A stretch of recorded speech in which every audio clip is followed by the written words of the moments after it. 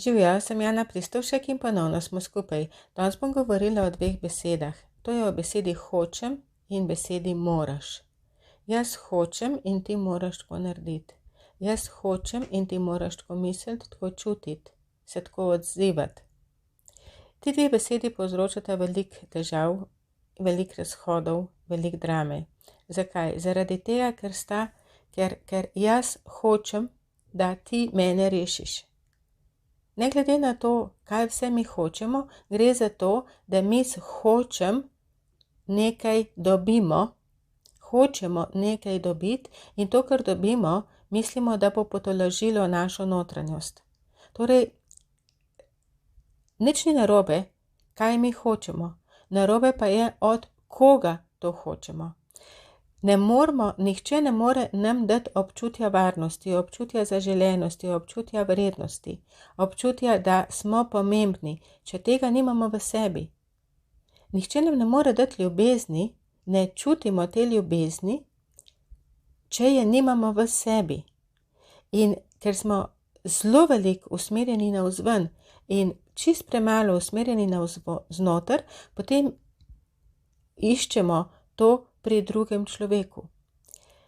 Premalo zaupamo vase in premalo zaupamo življenju, da bi upali spustiti, da bi se upali prepustiti. To ne pomeni, da mi nič ne delamo, ampak to pomeni, da mi sprejemamo tisto, kar nam življenje prinaša in ne zahtevamo od drugih, da oni poskrbijo za to, da bo naše življenje v redu. Življenje prinaša vsak dan nove in nove izzive. Življenja brez nekih problemčkov ali pa težavic ni. Nekdo, ki misli, da lahko živi ves čas srečno in zadovoljno, živi v iluziji. Vsak dan je nekaj, kar ni v redu, vsak dan je nekaj, kar nas mal vrže iz tira, ampak mal nas vrže iz tira. Če se mi obrnemo vase in pogledamo, kaj je tisto, kar nas v notranjosti vznemirja. Se pravi, en in isti dogodek na različne ljudi deluje drugače. Zakaj? Zato, ker so naše notranje vsebine drugačne.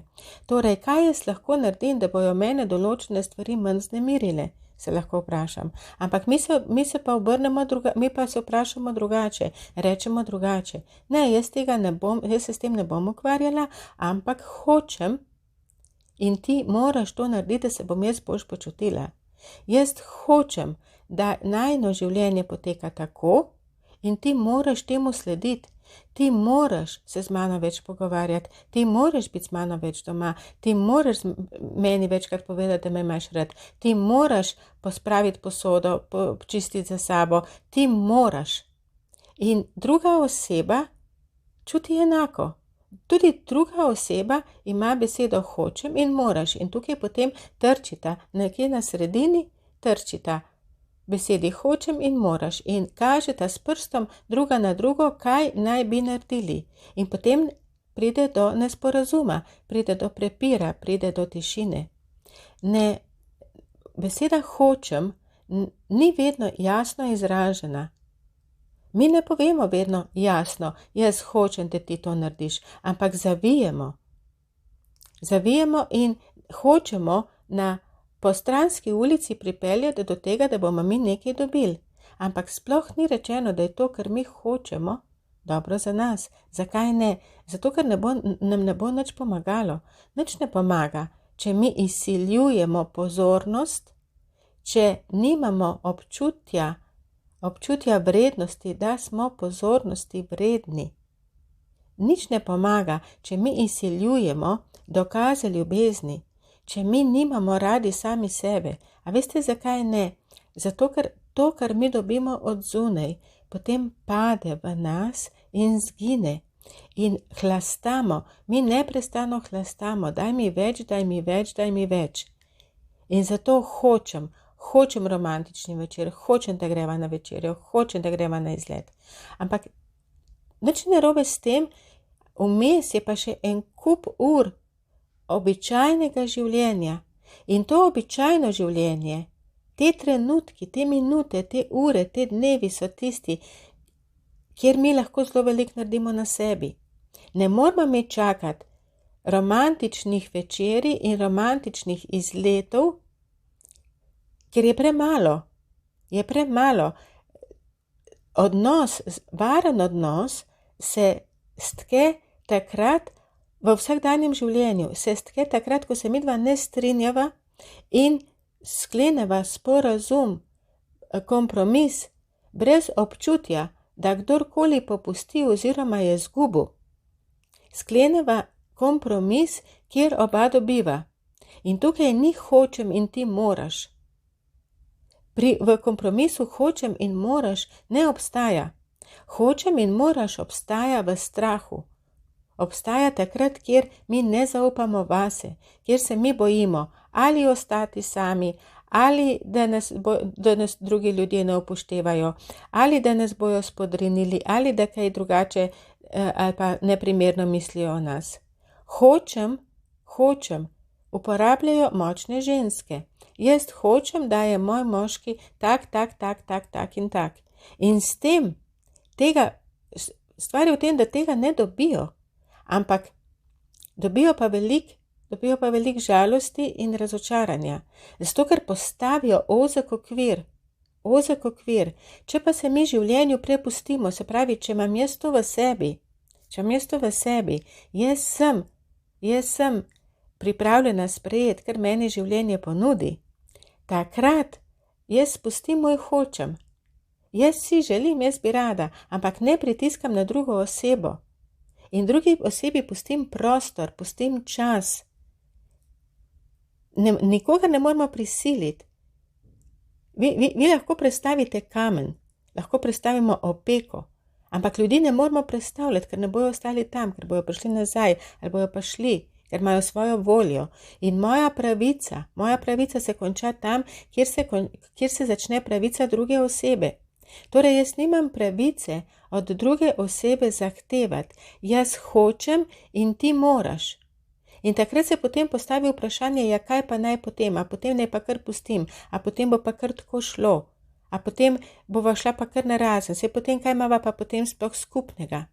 Drugi ljudje nam dovolijo, tako kot mi dovolimo drugim ljudem, da se utkemo v njihova življenja in da oni pridejo v naše življenja. Ampak to nam ne pripada. Po nobeni naravni pravici nam neka oseba ne pripada. Ti si moj mož, ti si moj otrok, ti si moja sestra, ti si moja mama in to je moje. Moje ne gre. Mi lahko spustimo. Ljudje v življenja prihajamo in odhajamo in v naša življenja ljudje prihajajo in odhajajo. In tukaj hočem in moraš povzroči samo to, da se ta proces ustavi, zatika in da je zelo veliko težav.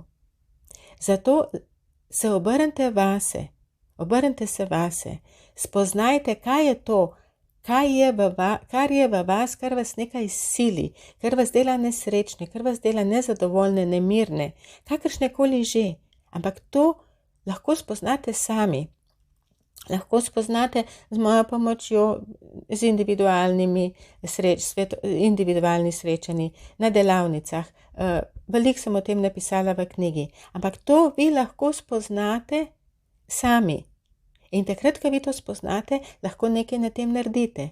In ko boste nekaj na tem naredili, bo vaše življenje, vaši odnosi bojo drugačni. Ne pripada nam preprosto ne pripada druga oseba po nekem naravnem zakonu. Torej je vse darilo. In če že govorimo o hvaležnosti, veste, hvaležnost ni to, da jo mi izražamo, hvaležna sem za ne vem kaj. Hvaležnost je to, da mi to z dejanji vrnemo. Ne zato, ker bi bili dolžni, ampak zato, ker smo hvaležni, brez da bi pričakovali, da bomo dobili kaj nazaj. To je hvaležnost. Hvaležnost so dejanja, ne besede. Ljubezen so dejanja, ne besede. Zaupanje so dejanja in ne besede. In mi se lovimo na besede, ne verjamemo vase, zato hočemo od druge osebe izsiliti. Obljubi mi. Če ne deluje, jaz hočem, ti moraš, potem gre obljubi mi. Rekel si, rekla si, čisto vseeno, moški, ženska, otrok, sosed, sodelavka, šef v službi, prijateljica, čisto vseeno je. Ampak gre za to, da je nemir v nas, da je v nas nezaupanje vase in v življenje. In ko to spremenimo, se spremeni, popolnoma se spremeni življenje. In to zaupanje bi jaz rada, da ga najdete v sebi, da si vzamete čas. To ni čas, ki je vržen stran. To je čas, ki se vam bo obrestoval, ne da bi vi zdaj sploh vedeli koliko. Imejte se radi, kmalu se spet vidimo, slišmo.